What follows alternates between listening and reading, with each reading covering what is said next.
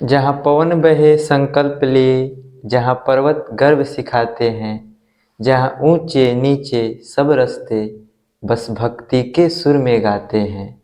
उस देव भूमि के ध्यान से मैं धन्य धन्य हो जाता हूँ। है भाग्य मेरा, सौभाग्य मेरा, मैं तुमको शीश नवाता हूँ। नमस्कार, मैं प्रियांशु।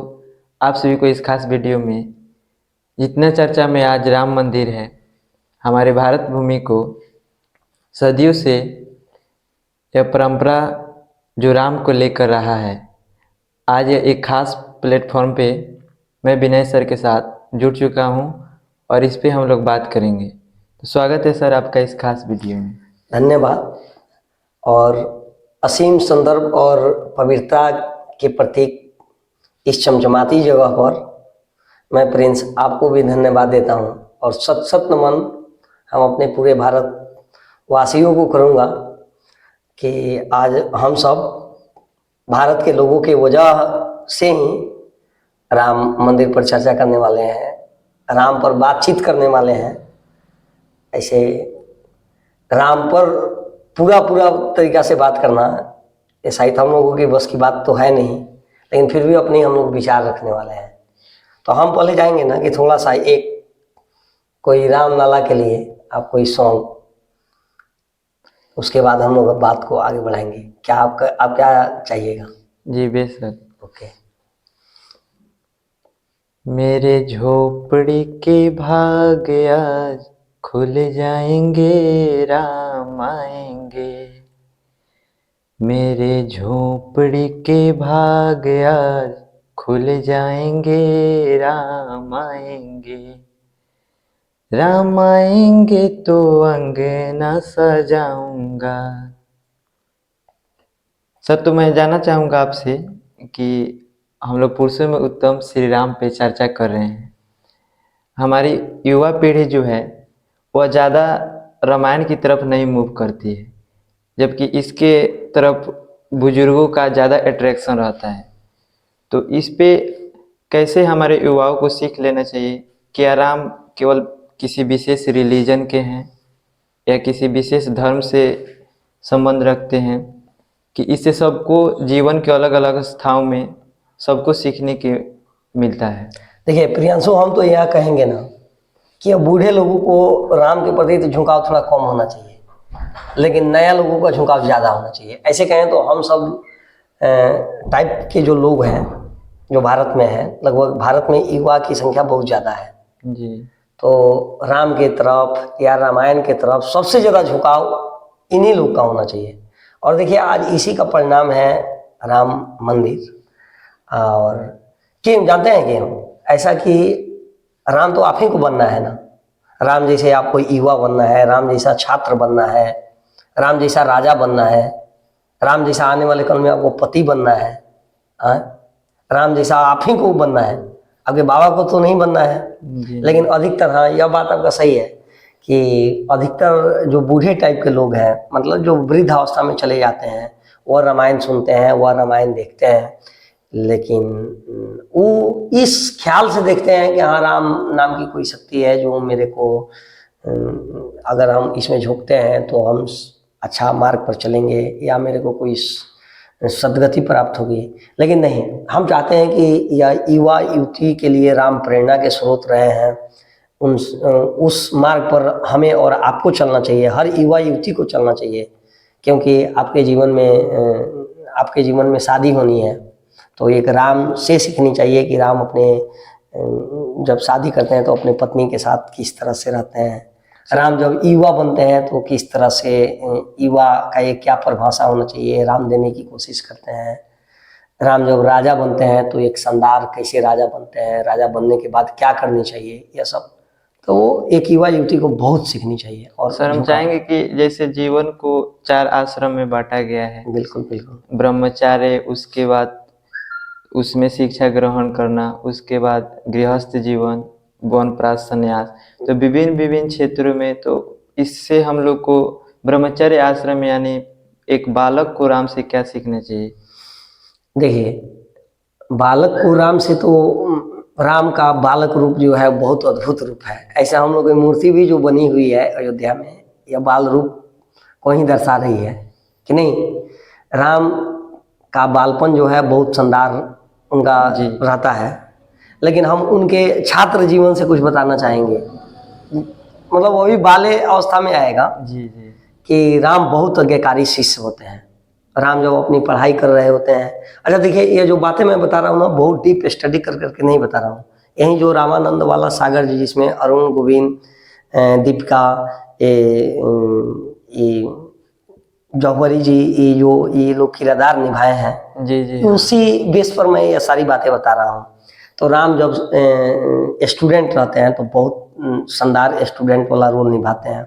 वह सीन आपको याद होगा प्रियांशु, जब राम जाते हैं, जब राम को वशिष्ठ विश्वामित्र विश्वामित्र जी लेकर के जाते हैं ताड़का राक्षसों का वध करने। हाँ, राक्षसों से जब परेशान रहते हैं तो आते हैं दशरथ से कहते हैं कि हमें आपका राम चाहिए। दशरथ दे नहीं पाते हैं, फिर भी विश्वामित्र ये ट्रस्ट दिलाते हैं कि आपका राम सिर्फ आपके राम नहीं है, ये समाज के राम है।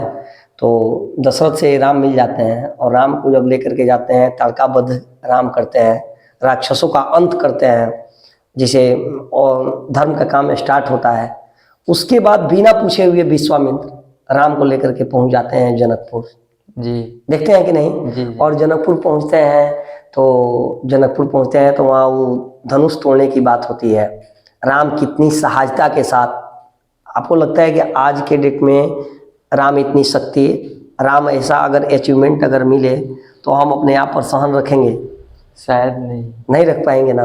लेकिन राम कितनी सहायता से उस धनुष को तोड़ते हैं, और तोड़ने के बाद यह मैसेज आता है अयोध्या में कि राम ने ऐसा काम किया है। राम की अब शादियां होनी है, दशरथ इनके पिताजी का नाम रहता है, लेकर के बारात जाते हैं। कितना उत्साह का पल रहता है। देखते हैं कि एक छोटा सा अचीवमेंट आज के युवा को मिलता है तो कितना मतलब झूम उठता है, खुशी में बताना चाहता है, सब कुछ करना चाहता है। राम को भी नो डाउट, अरे जिस धनुष को, या ऐसी काल्पनिक कहानियां हैं ना, हकीकत नहीं कहानियां समझिए, 10,000 लोग उस धनुष को नहीं उठा पाते हैं, बड़े बड़े राजा महाराजा नहीं उठा पाते हैं। राम उस धनुष को तोड़ते भी हैं, सीता से स्वयंवर भी हो जाती है। हाँ जी सीता से स्वयंवर भी हो जाती है, और दशरथ आ भी चुके हैं जनकपुर में, और राम चाहते हैं जाने के लिए। राम मतलब अंदर से व्याकुल है। उनके भाई हैं, राम के छोटे भाई हैं लक्ष्मण, आकर कहते हैं चलिए चलिए भैया, पिताजी आए हैं, अयोध्यापुरी आई है, चलिए। तो राम से एक बात वहाँ सीखने की ज़रूरत है, छात्र लोगों को विशेष कर करके सीखने की ज़रूरत है।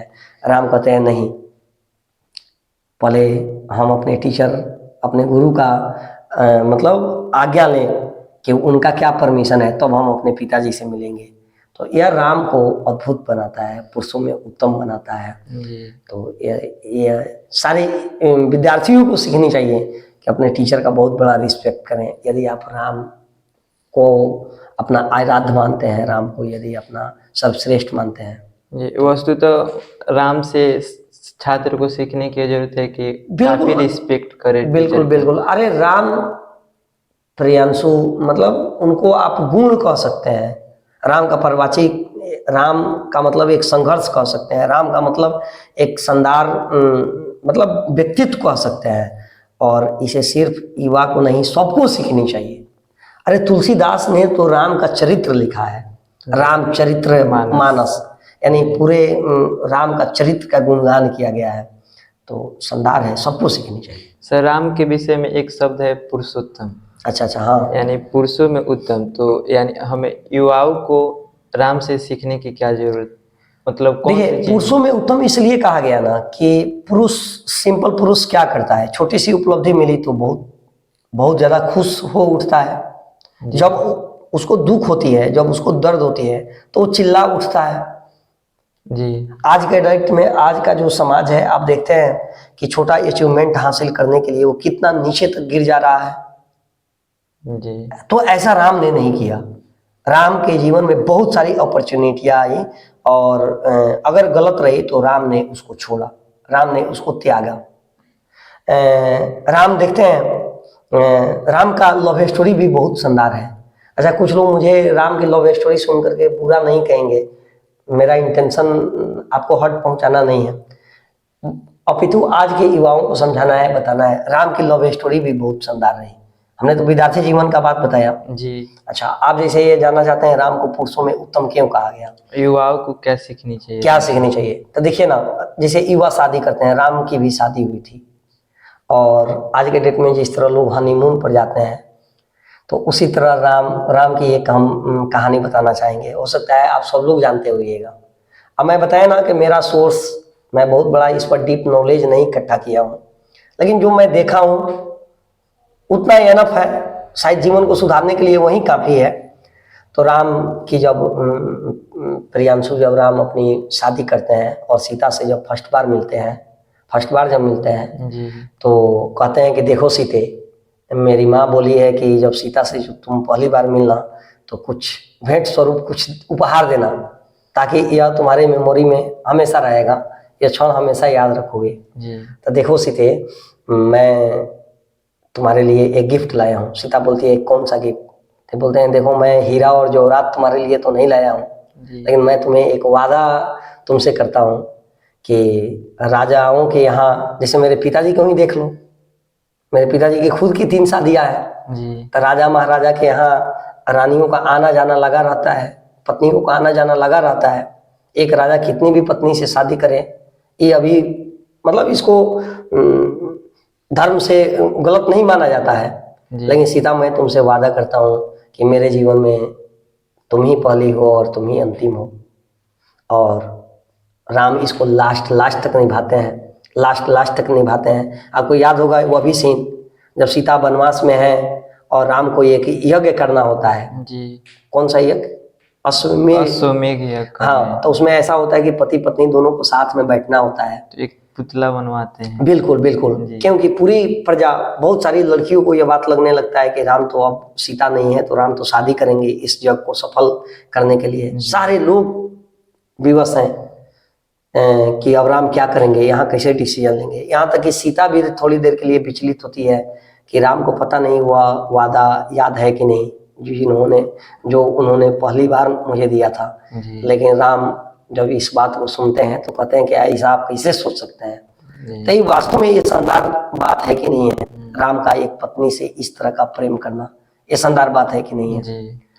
दूसरी बात यदि बताएं तो राम अपने जब पिता के मित्रों से मिलते हैं, जैसे जटायु से मिलते हैं या दशरथ के जो सारथी होते हैं सुमंत्र से मिलते हैं, तो कितना शानदार प्रेम दिखाते हैं, कितना मजेदार मतलब उनके साथ ट्रीट करते हैं। तो यह वास्तव में ये आपको अद्भुत लगता है कि नहीं लगता है, राम को अद्वितीय बनाता है कि नहीं? वो तो बात छोड़ दीजिए, हम आपको वहां ले चलेंगे जब राम को वनवास हो जाती है, राम पूरा वनवास को पूरा कर लेते हैं। उसमें तरह तरह की समस्याएं उनके सामने आती है। उनकी पत्नी को रावण ले जाता है, रावण से युद्ध करना पड़ता है, बहुत सारा संघर्ष राम उस जीवन काल में करते हैं। लेकिन उस समय आप देखे हुएगा, रामानंद सागर वाले रामायण में ही हमने देखा है कि वहां दशरथ आते हैं और कहते हैं बेटा तूने तो नाम कर दिया, तूने तो तीनों लोक में मुझे भी बहुत शानदार बना दिया, बताओ तुम्हें क्या चाहिए बेटा, बताओ तुम्हें क्या चाहिए। तो राम वहाँ क्या मांगते हैं? राम मांगते हैं कि मेरी माँ कैकेयी को माफ कर दीजिए। और इतना बात तो छोड़ दीजिए, जब राम आते हैं, अयोध्या में आते हैं, तो मंथरा देखते हैं। मंथरा को पूरी दुनिया गलत समझ रही होती है। मंथरा का पैर छूते हैं राम और कहते हैं कि तुम्हारी वजह से मैं हूँ, तुम्हारी वजह से आज मैं राम पुरुषोत्तम। हाँ, तो इस तरह की बातें रहती है, तो यह अद्वितीय बनाती है। और राम का जो चरित्र है वो अनुकरणीय है, उस पर हम सबको चलने की जरूरत है। तो यही कारण रहता है। ऐसे बहुत सारी कहानियां हैं राम की।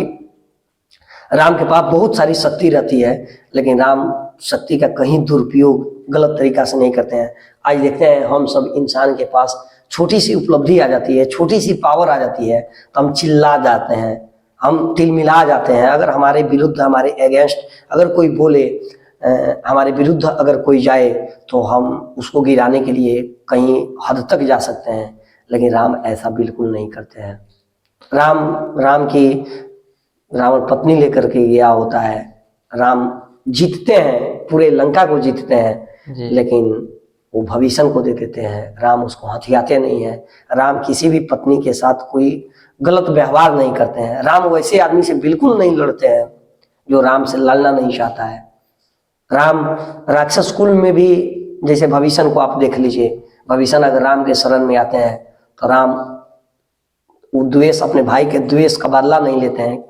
लेते हैं क्या? नहीं। तो यह सब राम का जो चीज है, राम का जो हैबिट है, इस पर हम सबको चलना चाहिए। और यही कारण है कि राम पुरुषों में उत्तम है, जो एक सिंपल पुरुष नहीं कर सकता है। एक बात थोड़ा सा और आपको इंटरप्ट कर करके बताना चाहेंगे। राम के पास तो यह शक्ति है ना, ये बात आप मानते हैं ना? अच्छा देखिए, या आज की युवा पता नहीं इस बात को समझ, अरे भाई अगर काल्पनिक ही समझिए तो इससे हम सीख सकते हैं। आज मानो भी प्रियांशु बहुत सारी शक्तियां इकट्ठा कर लिया है कि नहीं कर लिया है? आप भी कर सकते हैं कि नहीं? जब आप पढ़ते हैं, पढ़ लिख करके बहुत सारा एग्जाम आप जब निकालते हैं, जब राम इतना पेशेंस आप अर्जित करते हैं, तो आपके हाथ में भी बड़े बड़े वेपन्स, हथियार दे दिए जाते हैं, देश दे दिया जाता है कि लीजिए आप इसको संभालिए। राम के पास पावर थी वह समुद्र को सुखा देने की, ठीक है नहीं जी। लेकिन राम अर्जी विनती रिक्वेस्ट करते हैं, और उस समय में रिक्वेस्ट करते हैं जब उनके पास सीता नहीं है, जब उनके इज्जत पर एक प्रकार कहें तो प्रश्न चिन्ह लगा हुआ है, उनके शक्ति पर प्रश्न चिन्ह है। जहां सारी ये मतलब बंदर भालू ये सब लोग बैठ करके, मतलब उस वक्त मतलब मालिक पर ज्यादा ट्रस्ट होता कि मालिक थोड़ा देर भी इंतजार नहीं करता और पल भर में उस समुद्र को सुखा देता। लेकिन राम ऐसा नहीं करते हैं। राम वहां अनुनय विलोम ये सब कुछ करते हैं जी। और राम की वो सीन आपको याद होगी, जब राम का अंतिम समय होता है, जब राम का अंतिम समय होता है तो महाकाल आता है, महाकाल आता है और महाकाल आकर के पूछता है कि प्रभु आप अगर और रहना चाहें तो आप रहें, लेकिन आपने अपना समय पूरा कर लिया है, आप क्या चाहते हैं? आप क्या चाहते हैं, चलिएगा या नहीं चलिएगा?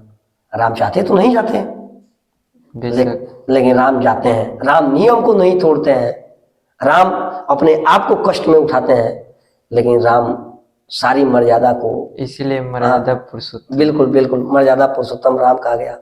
राम की जब पत्नी सीता धरती में जाती है तो राम को बहुत कष्ट होता है, राम को बहुत दिक्कत होता है। राम वहां मतलब कभी कभी हम लोग भी जोश में आ जाते हैं, कुछ ऐसा चीज प्रण ले लेते हैं जो चीज मतलब दुनिया को असंभव लगती है। तो खैर हम लोग जो जोश में लेते हैं वो हम लोग से पूरा नहीं हो पाता है, लेकिन राम के पास पावर था भाई धरती को छत बिछत कर देने का, फिर वापस ला लेने का। लेकिन राम छोड़ देते हैं क्योंकि बड़े लोग मना करते हैं। आकाशवाणी होती है कि नहीं राम, आपको लोग क्या कहेगा, कैसे कहेगा? राम को एक धोबी हंसता है, एक छोटा आदमी प्रजा में हंसता है, और राम उसको खुश करने के लिए, राम उसके बात को रखने के लिए, राम अपने पत्नी को भी त्याग देते हैं। तो यह सब क्या लगता है, क्या ये सिंपल मानो इस चीज को कर सकता है क्या? लेकिन हाँ प्रियांशु, किया जा सकता है, उस पथ पर चला जा सकता है और बदला जा सकता है। ये वास्तव में राम की कहानी सुनते हुए हमारे आंखों में आंसू आ जा रहे हैं। और जानते हैं प्रियांशु, संदीप द्विवेदी एक है जो बड़े शानदार राम पर कविता लिखे हैं। क्या हम कुछ सुनाएं, उसकी कुछ पंक्तियां सुनाएं क्या? कि राम आखिर राम कैसे बन गए? वो बताते हैं, उनकी कविता इस तरह की है, स्वर हम दे रहे हैं, हो सकता है कि अगर कुछ इसमें एरर हो, गलती हो, तो आप मुझे अपना दोस्त समझ करके माफ करेंगे। वो बताते हैं, उनका इस तरह का कविता लिखे हैं कि सहली सारी यातना पर कर्तव्य को सर्वोपरि रखा, सहली सारी यातना कर्तव्य को सर्वोपरि रखा, तब शील त्याग को किस तरह जीवित रखा। बोलो कहाँ तक टिक सकोगे यदि राम सा संघर्ष हो, बोलो कहाँ तक टिक सकोगे यदि राम सा संघर्ष हो। प्रजा तो बस राम की थी, दुनिया उसे तो जप रही थी, वचन ही था तोड़ देता, धर्म ही था छोड़ देता, पर दुनिया क्या सीख लेगी, पीढ़ियां क्या सीख लेगी, राम की चिंता यही थी। बोलो इस समय पर भी क्या तुम धीरज रख सकोगे, बोलो कहाँ तक टिक सकोगे यदि राम सा संघर्ष हो।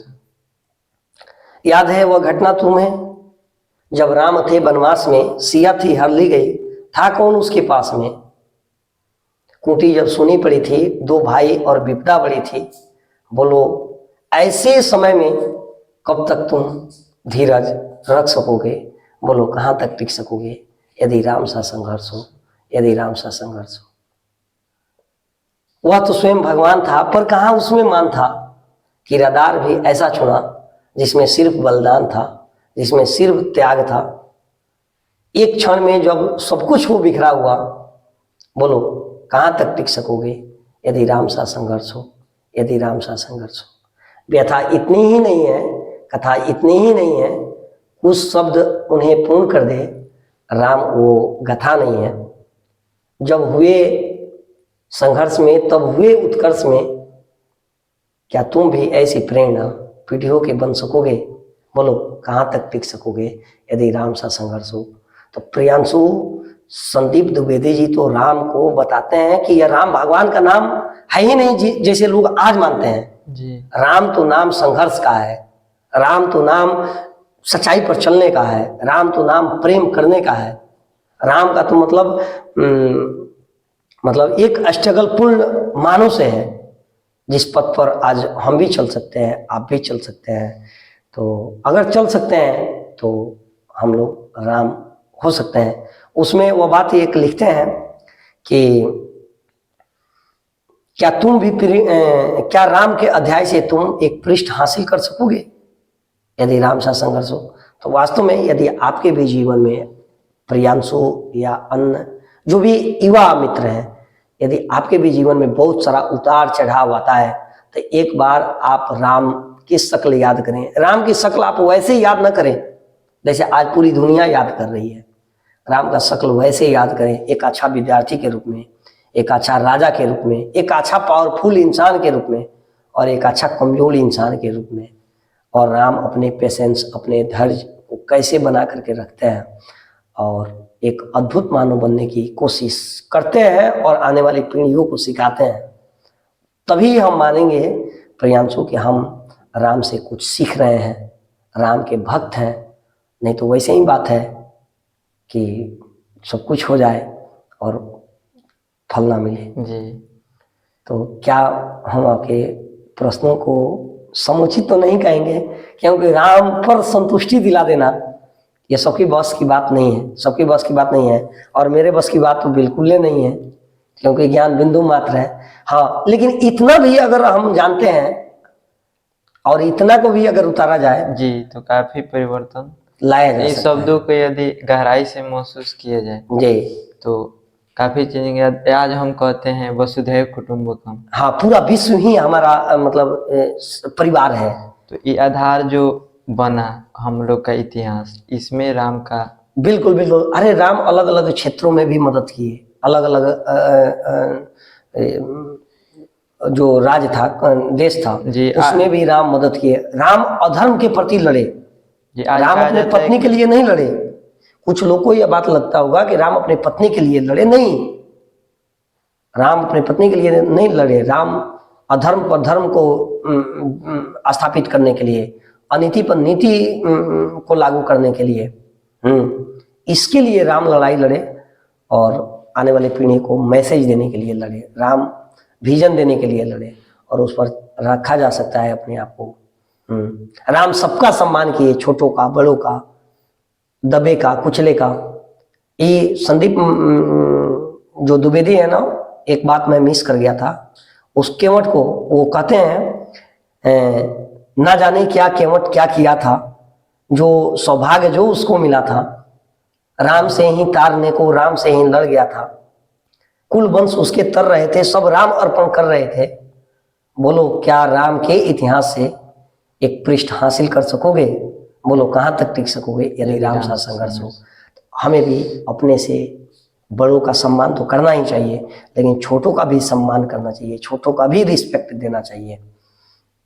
अगर वास्तव में हम अपने आप को राम भक्त मानते हैं, राम के पथ पर चलते हैं तो जी सर, वास्तव में आज की ये ज्वलंत दुनिया में एक शांति का संदेश जो है राम है, राम है। बिल्कुल बिल्कुल। और राम मंदिर से और भी बातें बिल्कुल। काफी देखिए, राम मंदिर अपने लक्ष्य पर तब बहुत बड़ा मतलब अपने लक्ष्य को प्राप्त कर पाएगा ना, जब हम राम राज्य की बात करते हैं। अच्छा, राम राज्य अगर उस जमाने की बात कहें तो राम राज्य, आज कहें तो लोक कल्याणकारी राज्य।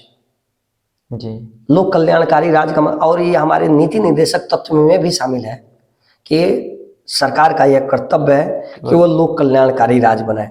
जी और देखिए प्रियांशु, राम इतना शानदार बन पाए ना, तो थोड़ा अयोध्या का भी मतलब रोल था, जी दशरथ का भी रोल था, कौशल्या का भी रोल था, उनके गुरु विश्वामित्र का भी रोल था कि नहीं था? जी। यानी सारे परिवेश के रोल की वजह से राम राम रह पाए थे।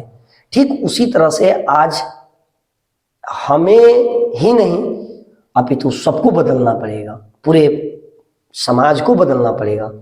पूरे समाज अपने आप को, मतलब अगर हम लोग कल्याणकारी राज बनाने की बात करते हैं, राम राज बनाने की बात करते हैं, तो हम सबको बदलना पड़ेगा, चेंज होना पड़ेगा, दूसरे के प्रति सम्मान रखना पड़ेगा। अगर आपके पास ज़्यादा जानकारी है, ज़्यादा हुनर है, ज़्यादा नॉलेज है, तो आप ज़्यादा जिम्मेवारी आपके पास होनी चाहिए। आप ज़्यादा मतलब समस्या का सॉल्यूशन आपके पास होना चाहिए। जी अगर आपके पास माइंड बहुत ज़्यादा है, बहुत शार्प है, आप इंटेलिजेंट है, आपके पास शक्ति बहुत सारी है, संसाधन बहुत सारा है, तो आप दुनिया के लिए कुछ बेहतर काम करें, दुनिया के लिए कुछ अलग बदलाव लाएं, दुनिया की समस्याओं को ज़्यादा सोल्व करें। जिसके पास कम है वो कम करेगा।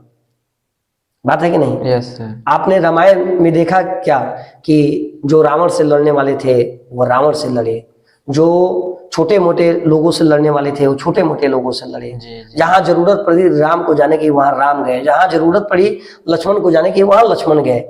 और राम ने जब हासिल किया, देखिए उतना महान शख्स जब राम हासिल करते हैं जीत को, तो बताते हैं कि मैंने नहीं जीता है, या बंदर भालू या आप सब की वजह से मेरी सीता मेरे पास आई है, नहीं तो मेरी सीता मेरे पास नहीं आती। तो ये राम की महानता है प्रियांशु। और हमें भी एक जब राम की तरह जब हमें लीडर वाली गुण मिले, यानी जब नेतृत्व करने की बारी आए, तो हम राम का सारा स्टाइल सीखें। राम दूसरों को श्रेय दे। बिल्कुल बिल्कुल बिल्कुल, दूसरों को क्रेडिट दे, तो इससे हम राम बन सकते हैं। राम बन सकते हैं, मैं कह रहा हूं ना, राम बन सकते हैं। तो कैसी मेरी बात है? नहीं सर, वास्तव में संसार कभी भी राम ने अपने आप को स्थापित करने के लिए दैवीय शक्ति का उपयोग नहीं किया। राम बताए कि भाई तुम भी मतलब ऐसे हो सकते हो, और आज भी लोग हो रहे हैं, आज भी प्रियांशु लोग हो रहे हैं जी। आज भी इस धरती पर राम है, आज भी इस धरती पर राम है, और आप भी बन सकते हैं। राम का बस वह चरित्र पर चलने की जरूरत है। और राम ने जो किया, अच्छा राम भी पैदा लिए, राम भी मरे। राम ने जादू से तो कुछ नहीं किया, स्ट्रगल से किया जी। स्ट्रगल आप भी पढ़ते हैं, पढ़ लिख करके आप डीएम बनते हैं, बड़ा बड़ा पद हासिल करते हैं, आपके पास भी बहुत सारी शक्ति आती है। तो शक्तियां को क्या करते हैं आप, मतलब जो शक्ति को, मतलब जो अधर्म को फैला रहे हैं, अधर्म कहने का मतलब यह है कि नीति संगत ना होना, नैतिक मूल्यों का ह्रास करना, संविधान के साथ छेड़छाड़ करना। तो आप क्या करते हैं, आप एज डीएम के तौर पर, एज एसपी के तौर पर, डीआईजी के तौर पर, डीजीपी के तौर पर आप क्या कर रहे होते हैं, उसी बुराई को तो दूर कर रहे होते हैं जी। राम उस समय में, उस वक्त का जो धर्म था वो धर्म था। आज हमारा अपना कॉन्स्टिट्यूशन, हमारा संविधान है, और भारत के प्रत्येक लोगों का यह ड्यूटी है, कर्तव्य है कि संविधान का पालन करें, संविधान को फॉलो करें। प्रियांशु, सबका मतलब एक ही है, आप चाहे जहां से सीखना चाहें, आप राम से सीख लें या अपने जो आप ज्ञान अर्जित करते हैं उससे सीख लें। सबका मतलब यही है, जनता, लोगों का अच्छा बनाना, लोगों के संदर्भ में अच्छा काम करना। और आज तक जो हम लोग आए हैं ना, यहाँ तक आए हैं ना, आप जानते हैं प्रियांशु कि मानव पहले कबीला के रूप में रहा करता था। मानव भी एक प्रकार का जानवर की तरह रहा करता था। मानव का अपना ना बेटा था, अपना ना बेटी थी, मानव का ना अपना खास पति था, ना पत्नी थी, उस तरह का कुछ नहीं था, ना राज्य था, ना कुछ था। तो लेकिन आज का एक सुंदर परिवेश आप देख रहे हैं, मानव अपना संगठन बनाना स्टार्ट किया, मानव एक अपना राज्य बनाना स्टार्ट किया, राज्य में किसी प्रकार का दिक्कत नहीं हो, उन समस्याओं को हल करने के लिए किताब बनाना स्टार्ट किया। तो वहां से लेकर के यहाँ तक का जो सफर है ना, ये लगभग हजारों लाखों वर्ष का ही समय है।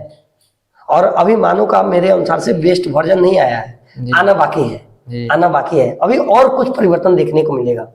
तो हमें यही चाहिए कि जिस तरह राम कुछ सिखा गए आने अपना वाले, रोल निभा गए। हाँ अपना रोल निभा गए, उस तरह हम भी उस तरह कुछ करें ताकि आने वाली पीढ़ियों को, आने वाले अपने बच्चों को नया मैसेज दे पाए। जी सर, कुछ लोगों को लगता है ना कि हम काफ़ी लंबा जीने वाले हैं, बिल्कुल तो इस संकीर्ण विचारधारा से कि हमें लोग से क्या मतलब है, कुछ लोग इंडिविजुअल टाइप के होते हैं, नहीं, व्यक्तिवादी। बस यही है कि वो राम से एक पृष्ठ नहीं सीखे हैं, वो राम को बस खाली दिखावटी मानते हैं। जी। और प्रियांशु हम एक बात कहें, जितना भी मृत्यु को आप नजदीक लेकर के पाइएगा ना, जितना भी मृत्यु को नजदीक लाइएगा, उतना ही ज्यादा आप अच्छा काम कर कीजिएगा। मृत्यु से जागृत रहेंगे। बिल्कुल बिल्कुल। अच्छा, जैसे एग्जाम्पल के तौर पर हम लेना चाहेंगे, जैसे आपको पता चल जाए कि आपको 1 घंटा के अंदर मर जानी है, सही सही बताइए आप, और आपके पास सुपर पावर है, जैसे मान के चलिए आप राम बन गए थोड़ा देर में, जी। तो आपके पास आपके दुश्मन भी हैं और आपके हित भी हैं। लेकिन मुझे जहां तक लगता है ना, आप अपने दुश्मन को माफ करना चाहिएगा, क्योंकि 1 घंटा में मेरे को तो चले जाना है। जी। आप ऐसा नहीं सोचिएगा कि 1 घंटा में हम 10 मंजिल अपनी बिल्डिंग बनवा दें, हम बहुत बड़ा पैसा इकट्ठा कर सकें, ऐसा बिल्कुल नहीं सोचिएगा। आप सोचिएगा ना, यार अब तो 1 घंटा जा ही रहे हैं, तो हम राम की तरह ही क्यों न चले जाए, हम अपने दुश्मनों को माफ कर दें। तो मृत्यु भी, भले हमको लगता है कि हम 70 साल बाद मरने वाले हैं, लेकिन मरने वाले तो हैं ना, जी। कोई ना कोई। अभी हम लोग जब बात कर रहे हैं तो कोई मर रहा होगा, कोई पैदा ले रहा होगा। जी। जी। इस तरह प्रियांशु हम भी कभी मरेंगे, आप भी मरेंगे। तो जितना ज्यादा हम लोग मृत्यु को नजदीक लेकर के आएंगे, हम लोग संदार, मतलब दूसरों के प्रति संदार सोच पाएंगे। लंबी बात बहुत है, कभी कभी फिर इस मुद्दा को बातचीत करते हम लोग रहेंगे। हाँ, लेकिन एक बात थोड़ा सा, आप बहुत शानदार राम पर हमको संस्कृत थोड़ा कम आती है, लेकिन आपसे हम बहुत सुनते हैं, देखते हैं, डेली हम सुनना चाहते हैं। तो एक राम जी पर कोई स्तुति हो अगर आपके पास, तो हम चाहेंगे कि आप मुझे भी सुनाइए, और साथ साथ जो लोग हम लोग को देख रहे हैं, जिसे हम फेसबुक पर डालेंगे, तो हम चाहेंगे कि वो लोग भी सुनेंगे तो अच्छा लगेगा। सर, ऐसे हम बताना चाहेंगे, जैसे भारत है ना, ये इसका पृष्ठभूमि जो इतना शानदार बना, इसमें जो लोगों का योगदान है, तो इसी पे एक श्लोक है हाँ कि गायन्ति देवा किल गीतज्ञानी ध्यानस्तु ते भारत भूमि भागो स्वर्गा पौर्गा अस्मर्द मार्ग भूते। तो ये जो धरती है ना, इसको इंद्र के स्वर्लोक से भी बेहतर बताया गया है, जहाँ पे श्री राम ने जन्म लिया, ऐसे ऐसे कैरेक्टर ने जन्म लिया। बिल्कुल बिल्कुल। अच्छा, एक आप वो राम स्तुति, आप राम कृपालु ऐसे कर करके जो करते हैं, बहुत अच्छा लगता है, मेरे दिल को बहुत छूता है। हम चाहेंगे कि थोड़ा लयमय तरीका से उसको आप सुनाते हैं। जी। श्री रामचंद्र कृपाल भज मन हरन भय भव दारुणम नव कंज लोचन कंज मुख कर कंज पद कंजारुणम कंदर्प अगणित अमित छबिनो नील नीरद सुंदरम पटपीतमानहु तड़ित रुचि सुचि नौमि जनक सुतावरम भजु दीन बंधु दिनेश दानव दैत्य वंश निकंदनम रघुनंद आनंद कंद कौशल चंद दशरथ नंदनम सिर मुकुट कुंडल तिलक चारु उदार अंग विभूषणम आजान भुज सर चाप धर संग्राम जित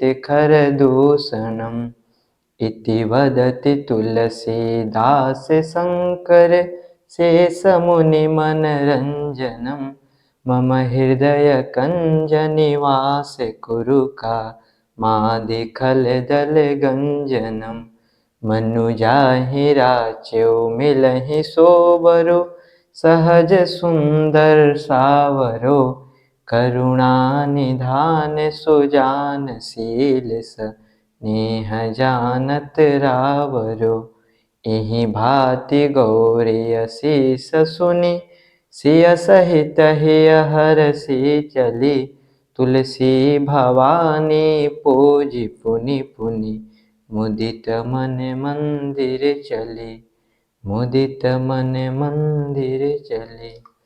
वास्तव में भाव विभोर कर दिए प्रियांशु, बहुत शानदार। ऐसा मुझे बहुत शानदार लगता है और मुझे ऐसा लगता है कि आप सब लोग जो मुझे या ये प्रियांशु को जो सुने, आपको भी बहुत अच्छा लगा होगा। और वास्तव में राम बहुत शांति के प्रचारक थे, बहुत शांत स्वभाव के व्यक्ति थे। हाँ, उनकी छवि जब भी आप याद करेंगे तो आप क्रांति से बाहर निकलेंगे और शांति स्थापित करना चाहेंगे। तो प्रियांशु, हम लोग का वीडियो बहुत लंबा हो रहा है जी। फिर कभी मिल करके हम लोग राम पर हम लोग क्या बात करेंगे। जब भी आप अच्छा काम कर रहे हो ना, जब भी आप अच्छा काम कर रहे हो ना, जब भी आपको यह फील आए ना कि हम कुछ समाज को दे रहे हैं ना, तो आप समझिए कि आप राम वाले पथ पर हैं, राम वाले पथ पर हैं। हाँ, और जब भी आप बुरा कर रहे हो तो आप समझिएगा कि आप राम के अगेंस्ट में हैं। तो आप लोगों ने हम सबको बड़े ध्यान से सुना, इसके लिए एक बार सत सत नमन तो बंदा ही है। और अंत में हमने और प्रियांशु ने जो भी बातें रखी, इसका श्रेय आपको, हम सबके मम्मी पापा को, अच्छे साहित्यों को जाता है। हम लोग बस बिंदु मात्र हैं।